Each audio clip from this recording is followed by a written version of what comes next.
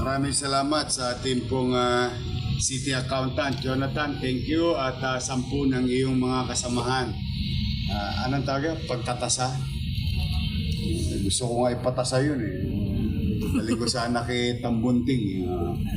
But sa ating mga kasamahan naglilingkod sa bayan sa lungsod ng Maynila, ang City Accountant po ay nadadalas lately simula noong July 1 na totoo po yung sinabi ni Jonathan, pag nagbabalanse kami at lalo na pina-prioritize natin yung katatayuan ninyo, mauna muna sa loob ng bahay bago sa kapitbahay. Yan po ang lagi naming kausap. At yan din po ay for the past so many months, kasama rin namin at katulong namin, partikular na nagpapadala ng salapi o financial assistance sa bansang India, Philippine Heart Center, at iba't ibang bahagi pang ospital sa bansa at mundo. Dala ng yung mga natatransplant na bata. Yan po lagi ang sila Jonathan at ang City Accounting. Dumadaan sa kanilang dokumento at doon ako nagpapahanap ng pwedeng maitulong. Yung pera kasi pag transplant medyo madugo. 1.7, 2.5, bisan 3 million. Sabi ko lagi sa kanila, pag may pera tayo sobra, huwag nyo intindihin yung presyo. Ang intindihin nyo pag nabuhay yung tao. Because you cannot give enough value o pera o pantapat sa pera, may kumpara sa pera, ang buhay na maaari nating maligtas. Kaya palakpakan natin sila Jonathan at 10 ng mga taga-City Accounting.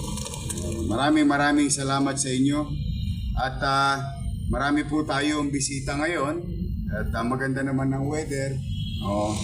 Giniginaw ba kayo? Yes. Bigyan ng jacket yan. Ang ating pong nakasama sa pagsasaliksik, pakikipag-ugnayan sa bansang Singapore at sa mga eskwelahan, ITE, Republic Polytechnic and National University of Singapore, and so on and so forth, no? Ito ay nakasama natin, dala ng pag-aaral in the near future that we today, even if we can create a playbook for the next generation on and with regard to food security in a highly urbanized setting like the city of Manila.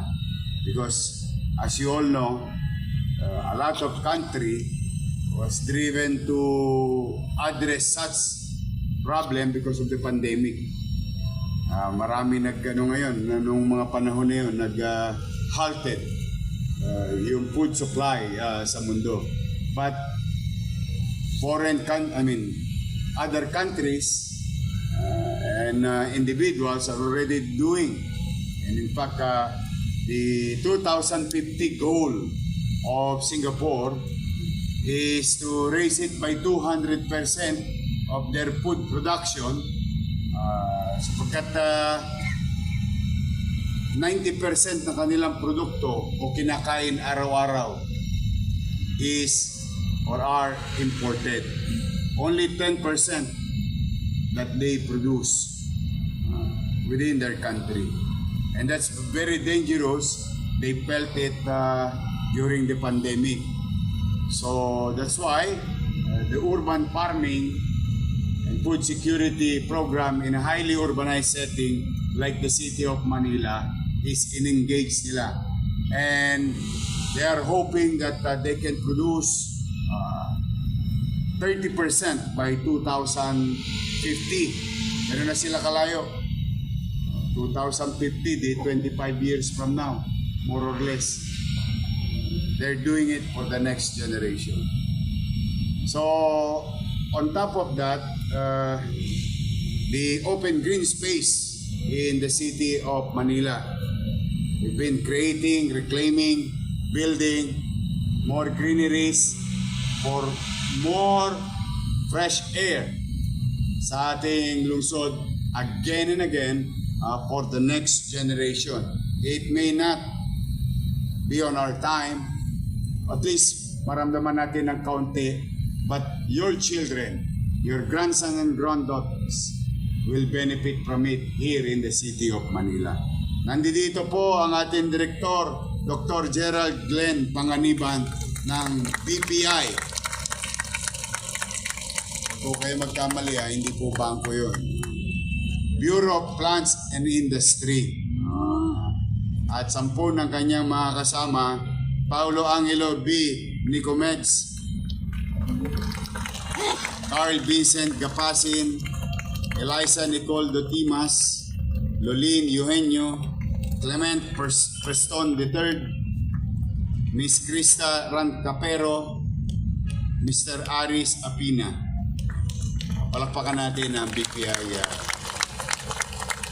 I spoke with Secretary, I think, 4 nights ago when we arrived. Sabi ko, ako maganda yung pag-aaral natin. So now, having said that again, they are going to donate bamboo trees in the city of Manila. Meron tayo isang gagawin, panubok na gawain on how to cushion, not to solve, the flood water. Same in a highly urbanized setting like Manila. And I remember it vividly when there was a problem with Yangtze River in China in the past dahil nag-erode yung lupa and they utilize bamboo. At yan napagalaman din doon na yung bamboo ay malakas humigop, lumaklak ng tubig. And hopefully, with our situation, within our means and ways, to put so many bamboos, to produce more clean air and hopefully the flood water in our streets.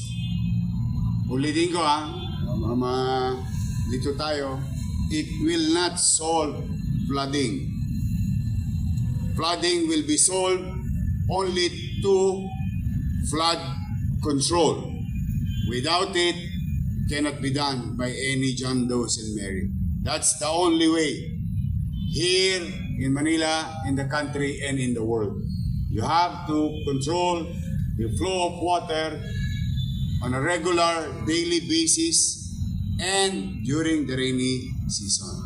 But there are measures which we are going to venture, and as much as we can, medyo piyait-piyait lang yung presyo.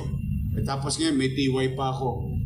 Kaya kung marami kayo dyan bamboo, alaga, bambuin natin yung flood sa Maynila para maging sariwa ang hangin. So muli, thank you Mr. Glenn, Director Glenn.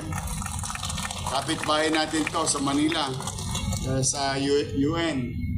And hopefully, we can also share the idea and the project itself, the technology utilized to our students so that they will know how AI, IoT, or what you call Internet of Things can be utilized for food production, personal, or maybe hanap buhay nila on a commercial level, or particular naman sa agriculture. If these things will be done by our government, tingin ko yung food production natin easily 20% sa ating probinsya. So sa ating school, elementary and high school and college, we may do this on what we have learned para matuto yung mga ATAPs natin, magkaroon ng idea that using the same technology existing today can be utilized fully for food security. So muli, maraming salamat sa pagkakataon, Dr. Glenn Panganiban. Glenn Tiway. And I would like to recognize the Manila Federation of School Parent-Teacher Association Officers, the new sets of officer. Asa kayo?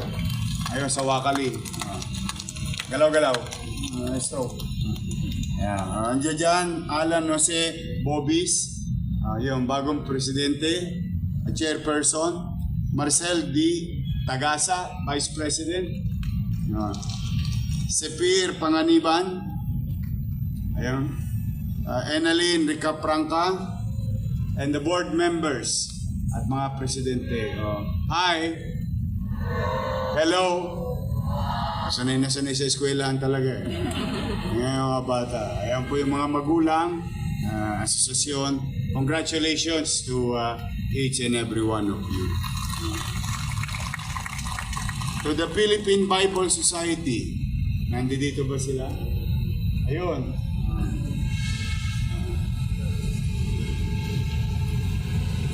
Ang bagong tipan.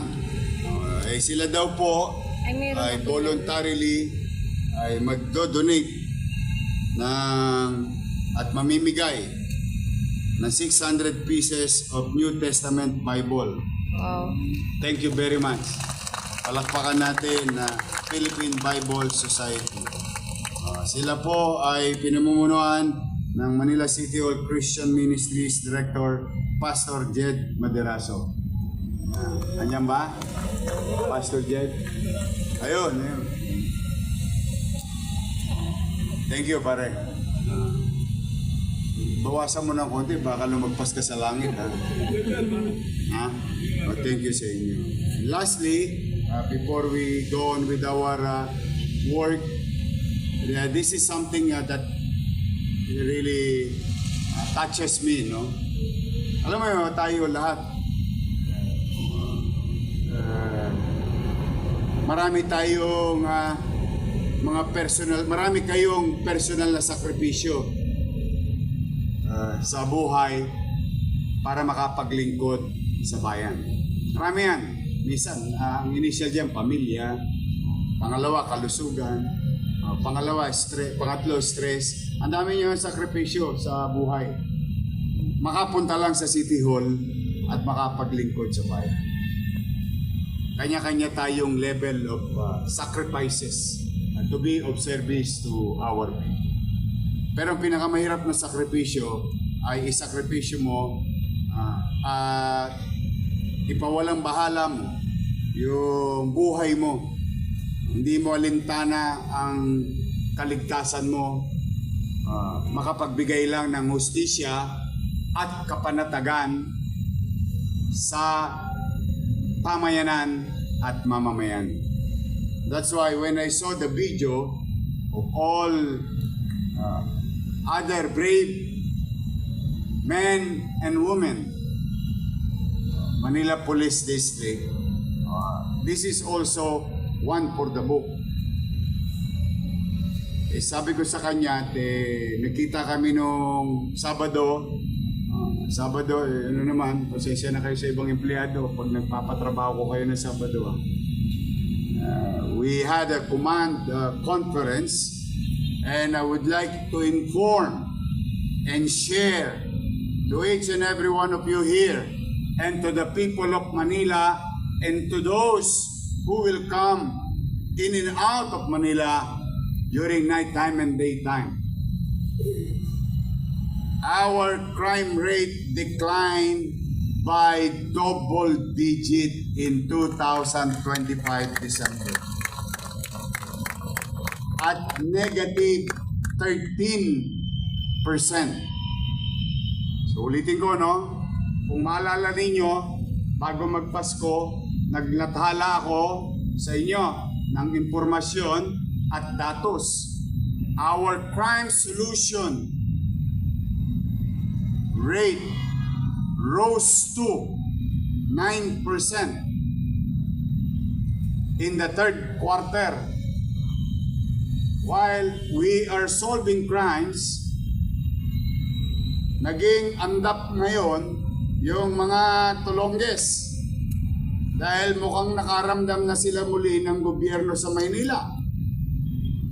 And remember, these criminals would wish to get your cellphone or gawin kayong prutas o pitasan ng inyong tenga at leg.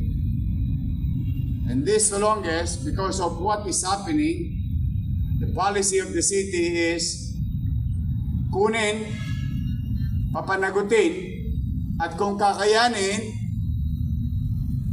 ay maaktuhan.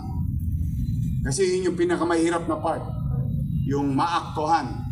But kung nakatakas, o kung halimbawa naman Pasko sa kanya, doon sa tulongges o doon sa kriminal, sinuwerte siya. We make sure that your city government and MPD will go after them. And no matter what time, whether immediate, the following day, 1 week, 2 years, or 3 years, it doesn't matter to me. But we will apprehend them. So, with that policy, ay bumagsak ng 13% ang crime incident involving properties and harm to individuals.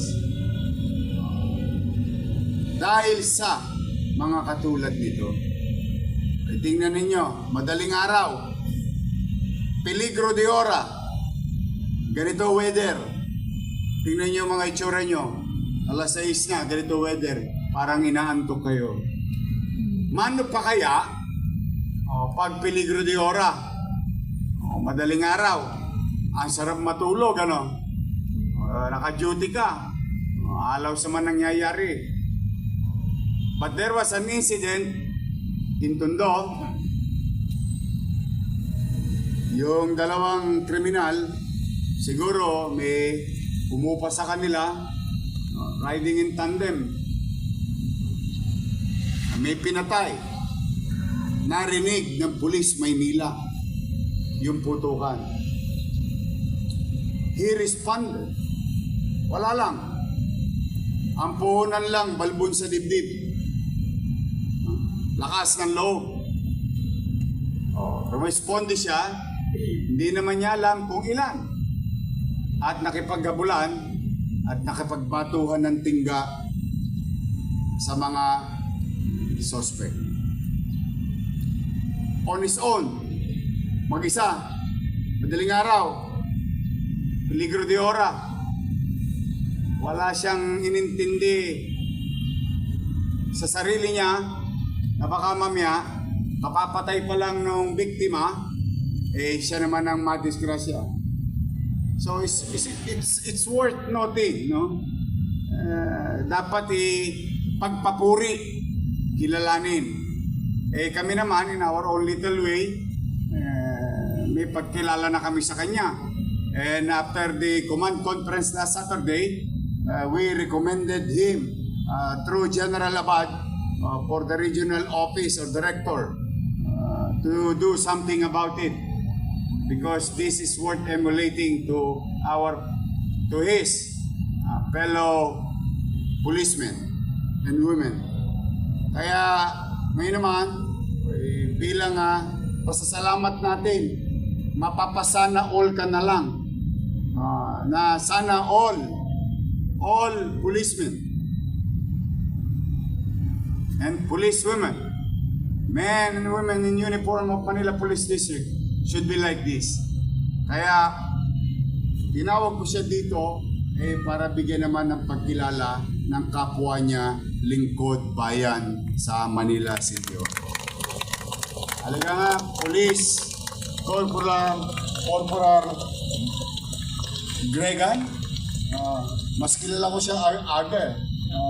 Ang aga gumising ito, pare.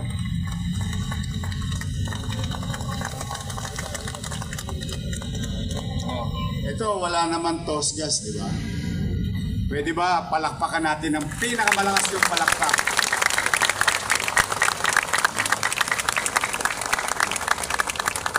I think the City Council will come up also with something through the leadership of our Vice Mayor Chi Achesa. But again, Aga, on behalf of the people of Manila, we are grateful to you for keeping the peace and order and certainty in our city. Congratulations and keep it up. Ito by blood, police. Kasi ang tatay nito, police Maynila din, Antigo. Ito yung tatay. Halika rito. Ayan yung mga Antigo. Shout out. May asim pa kayo. Ang mga Antigo natin, police. Andiyan nanay mo. Tawagin mo, halika. Kita mo naman lesbo, mapagmahal sa ina. Halika rito. Asawa mo. Ayan. Ano lang naman, this is in our own little way on how we appreciate great things. Sacrificing yourself. Asawa po niya, tsaka yung mama. Matulis talaga itong tatay, Tumama sa loto, ganda ng nanay. Nay, teko.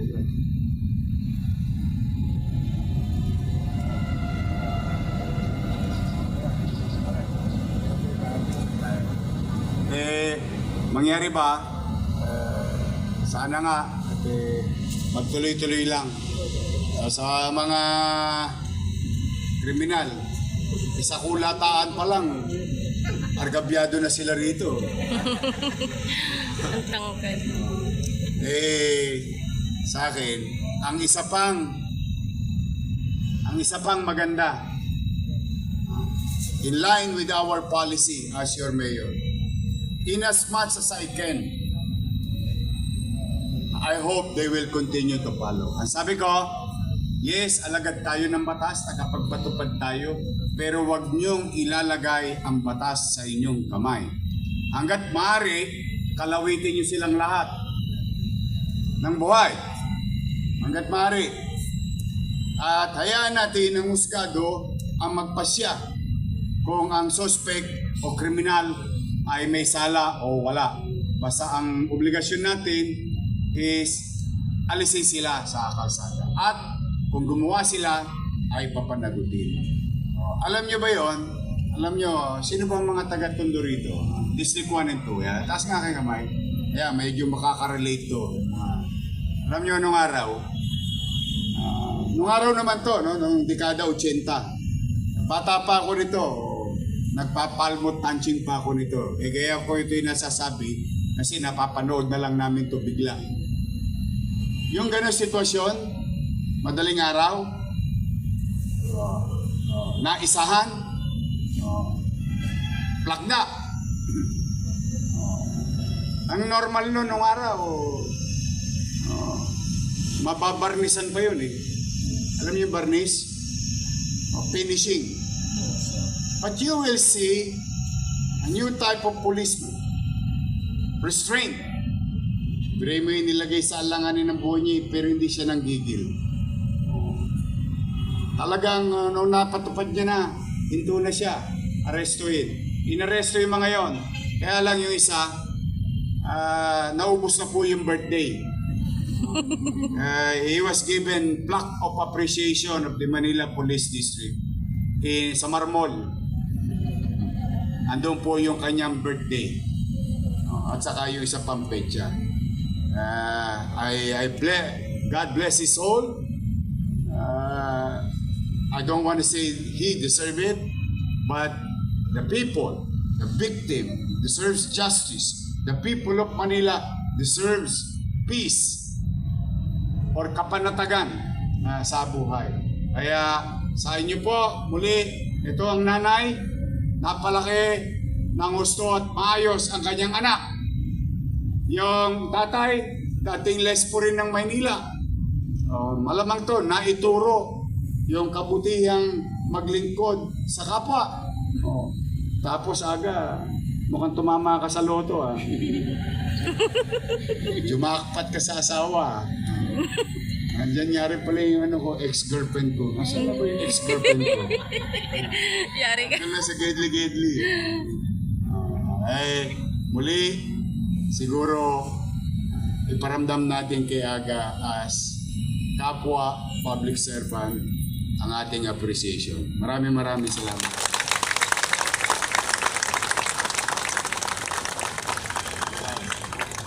Papapicture tayo, huwag muna kay Alice, tapos na ako. Mga kapwa ko, naglilingkod sa bayan. Oh, Jess, pagod ka. Gumagwapo ka, Jess. May asawa ka na ba, Jess? Binata? Huli ka na sa biyahe.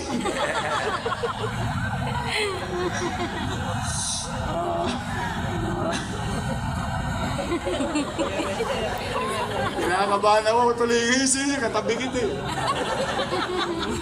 Muli sa inyo lahat, ang dalangin ko ngayong linggo ay maging malusog kayo. Maging ligtas kayo. Kasi kailangan ko kayo makatulong maglingkod sa kapwa. I cannot do this alone. With all honesty. I know my limitation. I know my weakness. I need each and every one of you to be of service efficiently to our people. Mag-ingat kayo't pagpalain nawa kayo ng buong may kapal. Maraming salamat. Manila! God first. God first. Thank you.